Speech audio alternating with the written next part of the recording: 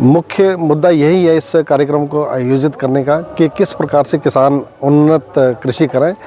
उससे न केवल उनकी आय बढ़े बल्कि सरकार का भी भारी भरकम जो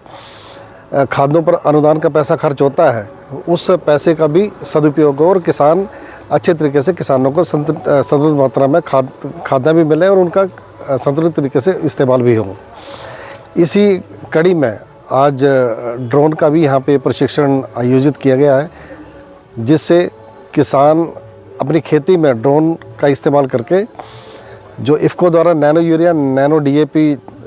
पूरे विश्व में लॉन्च किया गया है उसका किसान संतुलित तरीके से इस्तेमाल कर सकें। आधुनिक खेती में ड्रोन तकनीक का बहुत महत्व है आज के इस युग में। जैसे हम सभी लोग जानते हैं जो परंपरागत खाद्य हम लोग इस्तेमाल करते हैं उस पर बहुत ज़्यादा पैसा भारत सरकार का सब्सिडी के माध्यम से इस्तेमाल हो रहा है। उस पैसे का सदुपयोग करने के लिए और वातावरण को सही बनाने के लिए और कैसे यूरिया का इस्तेमाल कम हो, इसी उद्देश्य से ड्रोन टेक्नोलॉजी का हिमाचल प्रदेश में भी इस्तेमाल किया जा रहा है और बहुत शीघ्र इफ़को पूरे प्रदेश में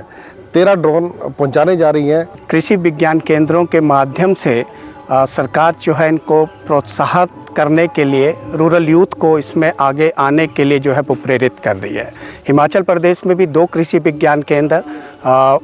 KVK मंडी और KVK सोलन जो है वो इसके अंतर्गत जो है उनको ड्रोन मिला है पूरे प्रदेश में।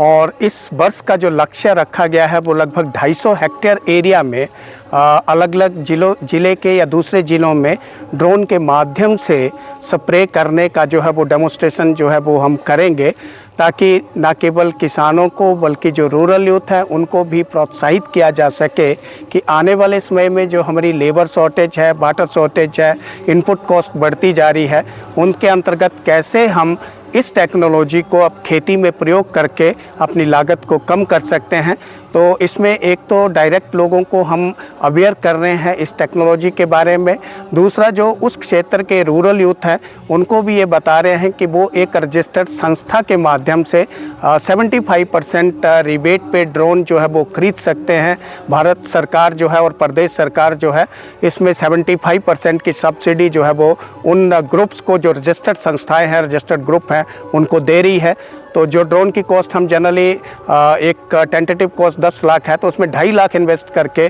कोई भी ग्रुप जो है वो ड्रोन खरीद सकता है। उससे वो अपना एक कस्टम हायरिंग पे अपने गांव में और अपने आसपास के क्षेत्रों में इस विधि से न केवल अपने एरिया को सुदृढ़ कर सकता है बल्कि दूसरे क्षेत्रों में भी इस कार्य को करके अपनी आजीविका का साधन जो है इसको बना सकता है।